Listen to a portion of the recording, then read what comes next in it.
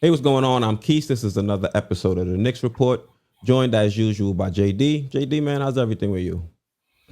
Everything's good, man. I'm excited to get back on the court tonight. Is there something you're not telling us? You said you're excited to get back on the court. Are you taking Pinson's spot? What's going on? Correction. The Knicks should be excited to get back on the court tonight. It's been a long layoff with a few days of no games. I think Knicks fans are excited for Knicks basketball. And so, I'm thinking I'm playing, but can't wait to watch the team tonight. I hear you on that one. So, in this video, we're going to be going through the keys to the game, our concerns, something that the Knicks should watch out for or keep mind to. We're also going to show you some players or some matchups to watch, and we will end the show with our predictions. So, JD, just let me know how you're feeling about the game initially. Well, I think this game is a game the Knicks have to get. It's the first game of a 4-game homestand. Would have been 5 had they, had the Spurs game not, you know, been postponed. But I think, based on some of the matchups that they'll be facing after, where they play the Kings, the Golden State Warriors, and the Pacers, I think this is a game that they understand, and I hope they understand that they cannot afford to lose, especially coming off the Magic loss, which was a disappointing loss. So, you're And saying they so, can't afford to lose it. So, what would your keys be then? well, one key that I have to the game is strictly fouling. And the reason I say fouling is more so closely at the center position, being that who we're going to be facing, their best players, Carl Anthony Towns, and he's a center. As you know, we also have the Mitchell Robinson injury. And so we're a little thin at that position. And so you don't want to get into a position where Nerlens Noel's in foul trouble. Now you have to maybe overextend Taj Gibson. And then who after that? You may have to go small or make some other adjustments. And so I just don't want to be in that position. And as when you put a great player on the free throw line and you get them going that way, it could lead towards disappointing game, and it could lead towards disaster, especially when he's a very good player and he's playing at a position that we are a little bit thin at right now. So a key to the game is fouling, hoping that we play defense with our feet, and that we don't get in foul trouble at that position. What would you say is a key to the game for you? Well, I would say that the key to the game would be the second unit. We saw against the Magic that the second unit really didn't provide much for us. IQ, D Rose both did not have great games, so I'm expecting the both of them to rebound. We've already seen in the previous 3 games that D Rose was here that they've worked well together. So I'm expecting this to not be a repeat performance against the Magic. And not only that, I think IQ should be able to get his shot off, because if you look at the Magic, not the Magic, if you look at the actual Timberwolves' stats, they allowing opponents to shoot the 3 ball at a 38% clip. So if IQ can get hot and get that second unit to find that form that they had when they initially made that D Rose trade, I think we should be in for a good game. I'm excited about the game to see exactly what this second unit can do. So that would be my key to the game. Now, JD, I would counter to you. What would your concerns be? I know you saying that this is going to be an important game for the Knicks. So if I am a Knicks fan, what should I be concerned about when I'm looking at this game and trying to see if this is going to tilt in our favor? Well, if you look at the matchup and you look at the record of the Timberwolves, worst record in the league, right? One of the worst scoring offenses in the league, may not be no concerns. And I would understand that.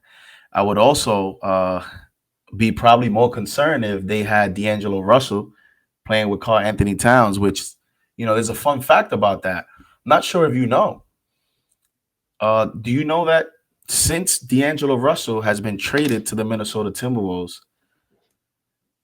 that pairing has only played 5 games together. I Only didn't know five that. You games. put me on.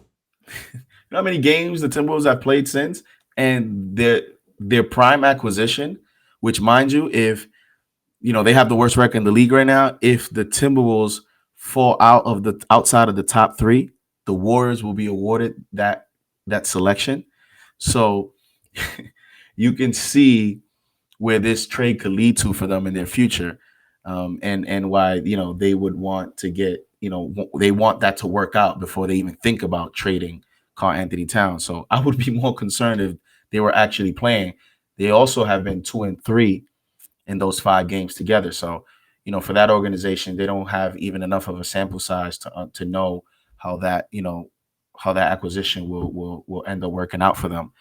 But in terms of the game, a concern with me. Listen, this is a favorable matchup, right? But it's the NBA, and so although they have the worst record in the league, and although we think this is a easy 30-point win or 20-point win, this is the NBA. And one thing that I paid attention to in their last game is in the third quarter of that game against the Raptors, the Timberwolves were down 16 points. And at the 8-minute and 23-second mark, from then they went on a 23-1 run to take the lead. And the Raptors didn't score again until the 2-minute and 7-second mark on a free throw. And so they should have won that game. And bad teams lose leads, and that's what happened. But I'm highlighting that specific run to illustrate that in the NBA anything can happen. And when you let teams hang around, and when teams make runs, is a game of runs. And so I hope that Tom Thibodeau mentioned that note to them as a way to motivate them and not have them overlook the team. So my concern is the Knicks overlooking this opponent, understanding that after this game, they play at the Garden against the Warriors in a game where they're going to have fans for the first time. And so I just hope that they don't overlook the team, and that they come out and they're ready to play.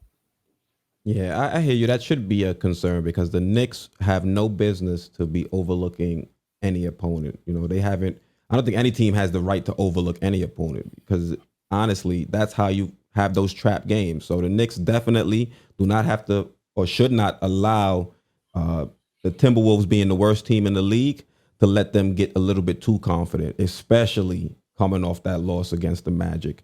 My concern it probably is the same as my player to watch or my matchup to watch, which would be Taj Gibson, Nerlens Noel, and them going against Cat because we know Cat is going to be a focal point of that team's offense. And without Mitch, who is our starter, he's out due to that hand injury. We're going to have to throw Noel out there, who has been serviceable. But Cat is a different breed when it comes to being a center because he can kill you from so many places on the court. So is Nerlens Noel and is Taj Gibson going to be prepared to have that defensive intensity for the entirety of the court? I mean, for the entirety of the game, because Cat is just a center that can both operate down in the paint. He can step out, knock down threes. So Nerlens Noel and Taj Gibson, they're going to have to be mobile.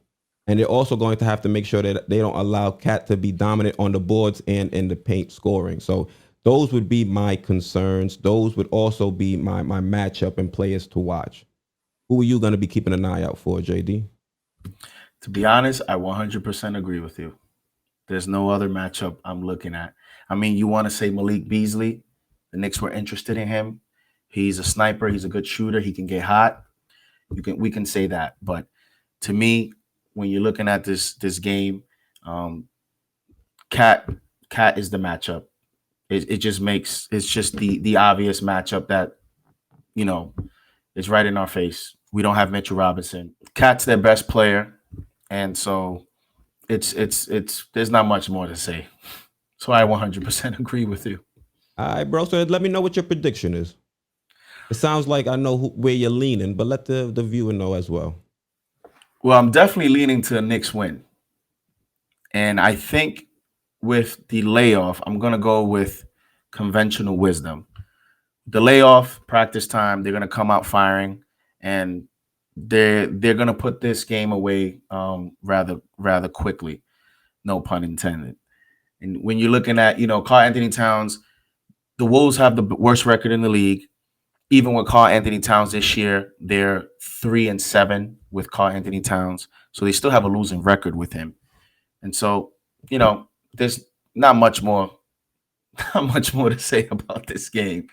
I have the Knicks in a blowout fashion, and I have Julius Randle as the player of the game, as he will look to stamp his bid for an All-Star game. This will be the last game for him to cement his status and his candidacy as an hopefully an All-Star to be announced on Tuesday, February 23rd.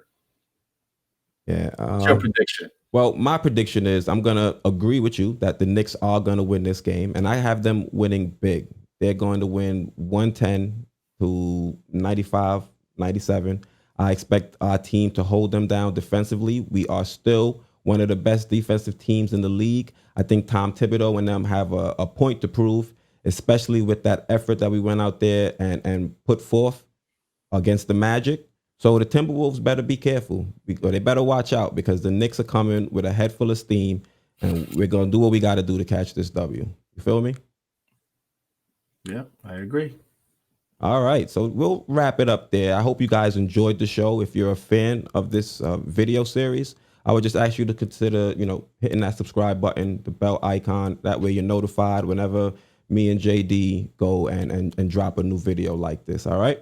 So thank you guys for tuning in. JD, thank you for working with me for this video as well.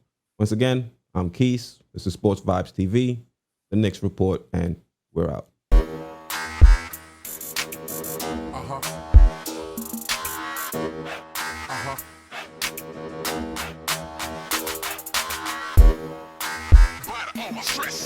Uh-huh.